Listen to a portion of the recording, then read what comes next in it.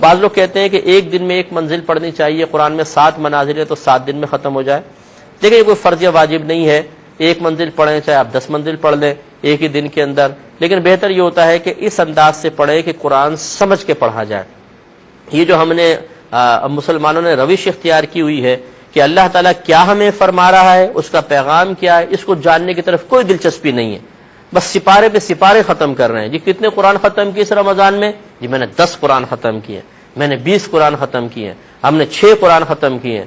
دادی جان بھی جھوم جھوم کے پڑھ رہی ہیں، دادا جان بھی پڑھ رہے ہیں، امی جان بھی لگی ہوئی ہیں۔ اب ان سے پوچھ لیجئے کہ اچھا آپ نے 10 قرآن ختم کر لیے، بتائیے اللہ تعالیٰ قرآن میں کیا بیان فرما رہا ہے؟ جی یہ تو پتہ نہیں ہے۔ تو کیا قرآن اس لیے نازل کیا گیا تھا کہ سپارے پہ سپارے ختم کیے جائے اور قرآن پہ قرآن ختم کر کے نام اعمال میں بس قرآن پڑھنے کی نیکیاں لکھوائی جائے؟ حالانکہ قرآن تو ہدایت کے لیے نازل کیا گیا، اور ہدایت اس وقت تک ممکن ہی نہیں ہے جب تک کہ انسان جس چیز سے ہدایت حاصل کر رہا ہے اس کو سمجھے نہیں۔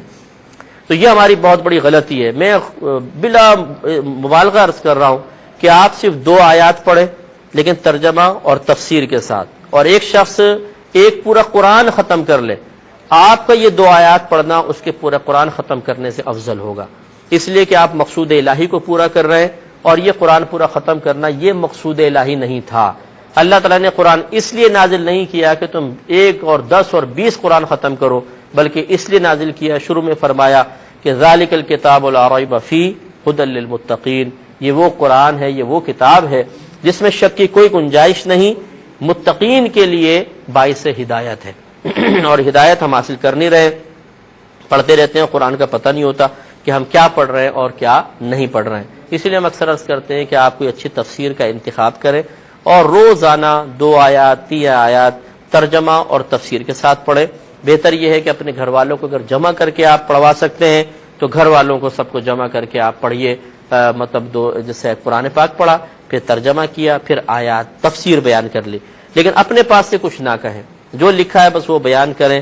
اگر آپ 2 آیات بھی پڑھیں روزانہ تو 1 مہینے میں 60 آیتیں ہو جائیں گی، اور 60 آیتیں جب انسان ترجمہ تفسیر کے ساتھ پڑھے گا تو الحمدللہ بہترین علم حاصل ہوگا اور مضامین قرآن کی برکات بھی حاصل ہوں گی۔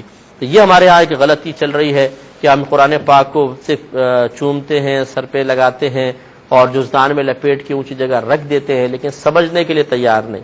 ہزارہا بلکہ میں کہتا ہوں لاکھوں مسلمان دنیا سے ایسے چلے گئے ہیں کہ جنہوں نے پوری زندگی میں ایک بار بھی یہ زحمت گوارا نہیں کی ہے کہ ہم اپنے رب کے اس پیغام کو تو سن لیں کہ اللہ تعالیٰ ہم سے کیا فرمانا چاہتا ہے۔ اور کتنے ابھی ہمیں سن رہے ہوں گے جنہوں نے پورا قرآن کبھی ترجمے کے ساتھ نہیں پڑھا ہے، تو ہمیں سمجھنا چاہیے۔ غالباً ای میل